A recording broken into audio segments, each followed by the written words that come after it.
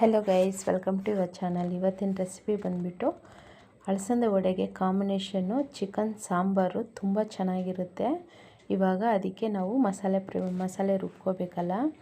ಇವಾಗ ಒಂದು ಈರುಳ್ಳಿ, ಮೀಡಿಯಮ್ ಸೈಜ್ ಈರುಳ್ಳಿ, ಬೆಳ್ಳುಳ್ಳಿ, ಚಕ್ಕೆ, ಲವಂಗ ಇಷ್ಟೂ ಹಾಕ್ಕೋಬೇಕು.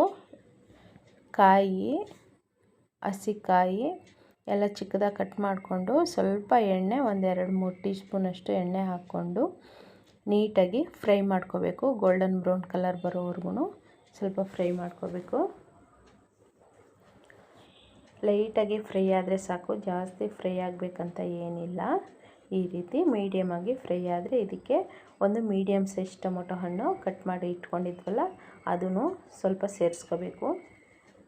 ಇದಕ್ಕೆ ಸೇರಿಸ್ಕೊಂಡು ಇದು ಮಸಾಲೆ ಹುರ್ಕೋಬೇಕು ನೀಟಾಗಿ. ಟೊಮೊಟೊ ಜಾಸ್ತಿ ಹುರಿಬೇಕಂತ ಏನಿಲ್ಲ, ಲೈಟಾಗಿ ಸುಮ್ಮನೆ ಫ್ರೈ ಆದರೆ ಸಾಕು. ಇವಾಗ ಕೊತ್ತಂಬರಿ ಸೊಪ್ಪು ಸ್ವಲ್ಪ ಆ್ಯಡ್ ಮಾಡಿಕೊಂಡು, ಪುದೀನ ಸೊಪ್ಪು ಸ್ವಲ್ಪ ಸೇರಿಸ್ಕೊಂಡು ಲೈಟಾಗಿ ಹುರ್ಕೊಂಡು ಇವಾಗ ಗ್ಯಾಸ್ ಆಫ್ ಮಾಡ್ಕೋಬೇಕು. ಗ್ಯಾಸ್ ಆಫ್ ಮಾಡಿ ತಣ್ಣಗಾದಮೇಲೆ ಒಂದು ಮಿಕ್ಸಿ ಜಾರ್ ತಗೊಂಡು ಹುರಿದಿಟ್ಕೊಂಡಿದ್ವಲ್ಲ ಟೊಮೊಟೊ, ಈರುಳ್ಳಿ, ಕೊತ್ತಂಬರಿ ಸೊಪ್ಪು, ಶುಂಠಿ, ಚಕ್ಕೆ, ಲವಂಗ, ಒಂದು ಅರ್ಧ ಟೀ ಸ್ಪೂನಷ್ಟು ಕಾಳು ಮೆಣಸನ್ನು ಸೇರಿಸಿದ್ದೀವಿ. ಅಷ್ಟನ್ನು ಹಾಕಿಬಿಟ್ಟು ನಾವು ಎಲ್ಲ ಕ್ಲೀನಾಗಿ ಬ್ಲೆಂಡ್ ಮಾಡ್ಕೋಬೇಕು. ಇದಕ್ಕೆ ಒಂದು ಅರ್ಧ ಟೀ ಸ್ಪೂನಷ್ಟು ಅರಿಶಿನ, ಖಾರಕ್ಕೆ ತಕ್ಕಷ್ಟು ಖಾರದ ಪುಡಿ, ನಾನು ಒಂದು ದಪ್ಪದೊಂದು ಟೀ ಸ್ಪೂನಷ್ಟು ಆ್ಯಡ್ ಮಾಡಿದ್ದೀನಿ. ಇವಾಗ ಒಂದು 2 ಟೀ ಸ್ಪೂನಷ್ಟು ಧನಿಯಾ ಪೌಡ್ರು, ಇಷ್ಟನ್ನು ನೀಟಾಗಿ ನೈಸಾಗಿ ಬ್ಲೆಂಡ್ ಮಾಡ್ಕೊಂಡ ನಂತರ ಒಂದು ಚಿಕನ್ ಸಾಂಬಾರು ಮಾಡ್ಕೊಳ್ಳೋಕ್ಕೆ ಒಂದು ಅಗಲದ ಪಾತ್ರೆ ತಗೊಂಡು ಅದರಲ್ಲಿ ಒಂದು 5-6 ಟೀ ಸ್ಪೂನಷ್ಟು ಎಣ್ಣೆನ ಸೇರಿಸ್ಕೋಬೇಕು. ಎಣ್ಣೆ ಸೇರಿಸ್ಕೊಂಡು ಅದು ಬಿಸಿ ಆದ ನಂತರ ನೆಕ್ಸ್ಟು ನಾವು ಕರಿಬೇವಿನ ಸೊಪ್ಪು, ಹಸಿಮೆಣ್ಸಿನ್ಕಾಯಿ, ಒಂದು 3 ಈರುಳ್ಳಿ, ಒಂದು ಮೀಡಿಯಮ್ ಸೈಜ್ ಒಂದು ಚಿಕ್ಕದು ಈರುಳ್ಳಿ ಇಷ್ಟನ್ನು ಕಟ್ ಮಾಡಿಕೊಂಡು ಒಗ್ಗರಣೆಗೆ ಫ್ರೈ ಮಾಡ್ಕೋಬೇಕು. ಎಣ್ಣೆಯಲ್ಲಿ ಸೇರಿಸ್ಕೊಂಡು ಫ್ರೈ ಮಾಡ್ಕೋಬೇಕು. ಇದು ಲೈಟಾಗಿ ಫ್ರೈ ಆದಮೇಲೆ ಇದಕ್ಕೇ ನಾನು ಸಾಂಬಾರಲ್ಲಿ ಸ್ವಲ್ಪ ಮಸಾಲೆ ರುಬ್ಬಬೇಕಾದ್ರೆ ಅರಿಶಿನ ಹಾಕಿದ್ದೆ. ಇವಾಗ ನಾನು ಎಣ್ಣೆಯಲ್ಲೂ ಒಂಚೂರು ಅರಿಶಿನ ಹಾಕ್ತಾಯಿದ್ದೀನಿ. ಅರಿಶಿನ ಹಾಕೋದ್ರಿಂದ ತುಂಬ ಚೆನ್ನಾಗಿರುತ್ತೆ. ಹಾಗಾಗಿ ನಾವು ಸಾಂಬಾರು ಮಸಾಲೆಯಲ್ಲಿ ಹಾಕಿದ್ದೀವಿ, ಎಣ್ಣೆಯಲ್ಲಿ ಸ್ವಲ್ಪ ಒಂದು ಚಿಟಿಕೆಯಷ್ಟು ಅರಿಶಿನ ಸೇರಿಸಿದ್ದೀನಿ.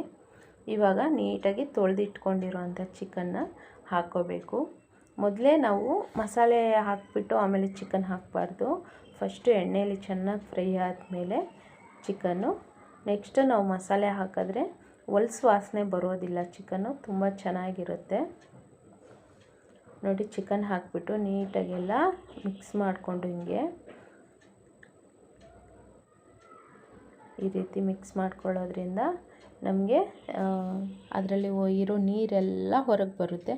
ನೋಡಿ ಎಷ್ಟೊಂದು ನೀರು ಬಿಟ್ಕೊಂಡಿದೆ. ಇವಾಗ ಇಷ್ಟು ಫ್ರೈ ಆಗಿದೆಲ್ಲ ರುಬ್ಬಿಟ್ಕೊಂಡಿರೋ ಅಂಥ ಮಸಾಲೆನ ಸೇರಿಸ್ಕೋಬೇಕು. ಈ ರೀತಿ ಇದು ತುಂಬ ಚೆನ್ನಾಗಿರುತ್ತೆ. ನೀವು ಇದಕ್ಕೆ ವಡೆಗಾದರೂ ಮಾಡ್ಕೋಬೋದು, ಇಲ್ಲಾಂದರೆ ಮುದ್ದೆ, ಬಿಳಿ ಅನ್ನಕ್ಕೆ, ಮುದ್ದೆಗೆ, ಚಪಾತಿ, ಪೂರಿ, ಇಲ್ಲಾಂದರೆ ಕುಸ್ಕಾ ರೈಸ್, ಯಾವುದಕ್ಕಾದರೂ ಒಳ್ಳೆ ಕಾಂಬಿನೇಷನು. ಈ ರೀತಿ ಮಸಾಲೆ ಎಲ್ಲ ಫ್ರೈ ಮಾಡಿಕೊಂಡು ಈರುಳ್ಳಿ, ಬೆಳ್ಳುಳ್ಳಿ ಫ್ರೈ ಮಾಡ್ಕೊಳ್ಳೋದ್ರಿಂದ ತುಂಬ ಚೆನ್ನಾಗಿರುತ್ತೆ. ಒಳ್ಳೆ ಘಮ ಬರುತ್ತೆ ಸಾಂಬಾರು. ಈ ರೀತಿ ಮಾಡಿ ನೋಡಿ. ಇವಾಗ ಮಸಾಲೆ ಸ್ವಲ್ಪ ಫ್ರೈ ಆಗಬೇಕು. ಎಣ್ಣೆಯಲ್ಲಿ ಸ್ವಲ್ಪ ಫ್ರೈ ಆದಮೇಲೆ ನಾವು ಲಿಡ್ನ ಕ್ಲೋಸ್ ಮಾಡಿಬಿಟ್ಟು ಒಂದು 5 ನಿಮಿಷ ಅಷ್ಟು ಮಸಾಲೆ ಆಮೇಲೆ ಚಿಕನ್ನು ಎಲ್ಲ ಚೆನ್ನಾಗಿ ಫ್ರೈ ಆದಮೇಲೆ ನಾವು ನೀರು ನೋಡಿಕೊಂಡು ಸೇರಿಸ್ಕೋಬೇಕು. ಎಷ್ಟು ಬೇಕು ನಮಗೆ ನೀರು ಅಂತ ಹೇಳ್ಬಿಟ್ಟು ಸೇರಿಸ್ಕೋಬೇಕು. ನೀರು ತೆಳು ಬೇಕು ಅನ್ನೋರು ಸ್ವಲ್ಪ ನೀರು ಜಾಸ್ತಿನೇ ಹಾಕ್ಕೋಬೇಕು. ನಮಗೆ ಗಟ್ಟಿ ಬೇಕನ್ನೋರು ನೀರು ಹಾಕೋಂಗೇ ಇಲ್ಲ, ಇಷ್ಟಿದ್ರೆ ಸಾಕು. ಇವಾಗ ಗರಂ ಮಸಾಲ, 1 ಟೀ ಸ್ಪೂನಷ್ಟು ಗರಂ ಮಸಾಲೆ ರುಬ್ಬಿಟ್ಕೊಂಡಿದ್ವಲ್ಲ ಮಿಕ್ಸಿ ಜಾರ್ ತೊಳೆದ್ಕೊಂಡು ಅದು ಒಂಚೂರು ನೀರು ಸೇರಿಸಿದ್ದೀನಿ, 1 ಲೋಟ ಅಷ್ಟು. ಗರಂ ಮಸಾಲ ಹಾಕಿದ್ಮೇಲೆ ನೀರನ್ನು ಸೇರಿಸ್ಕೊಂಡು ನೋಡಿ. ಇವಾಗ ನಾವು ಎಣ್ಣೆಲೇ ಫ್ರೈ ಮಾಡಬೇಕಾದ್ರೆ ಒಂದು 50% ಬೆಂದಿತ್ತು. ಇವಾಗ ನೀರು ಸೇರಿಸ್ಬಿಟ್ಟು ಸಾಲ್ಟ್ ನೋಡಿಕೊಂಡು ಹಾಕ್ಕೋಬೇಕು. ಜಾಸ್ತಿ ಸಾಲ್ಟು ಹಾಕ್ಕೋಬಾರ್ದು, ಸ್ವಲ್ಪ ಸಾಲ್ಟ್ ನೋಡಿಕೊಂಡು ಸೇರಿಸ್ಕೋಬೇಕು. ನೋಡಿ, ಈ ಹದಕ್ಕಿದ್ರೆ ಸಾಕು. ಜಾಸ್ತಿ ಗಟ್ಟಿ ಇದ್ರೂ ಚೆನ್ನಾಗಿರಲ್ಲ, ಜಾಸ್ತಿ ತೆಳು ಇದ್ರೂ ಚೆನ್ನಾಗಿರಲ್ಲ. ಇವಾಗ ಸಾಂಬಾರು ಮಾಡ್ತಾ ಇದೆ ನೋಡಿ. ಎಣ್ಣೆ ಎಲ್ಲ ಸೈಡ್ ಬಿಟ್ಕೊಂಡಿದೆಯಲ್ಲ, ಪರ್ಫೆಕ್ಟಾಗಿ ಆಗಿದೆ ಅಂತ. ತಣ್ಣಗಾದರೆ ಇನ್ನೂ ಗಟ್ಟಿ ಬಂದುಬಿಡುತ್ತೆ ಸಾರು.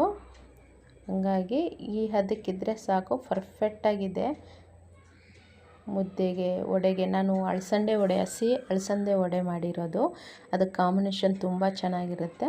ಶಾರ್ಟ್ ವಿಡಿಯೋದಲ್ಲಿದೆ, ಒಂದು ಸಲ ಚೆಕ್ಔಟ್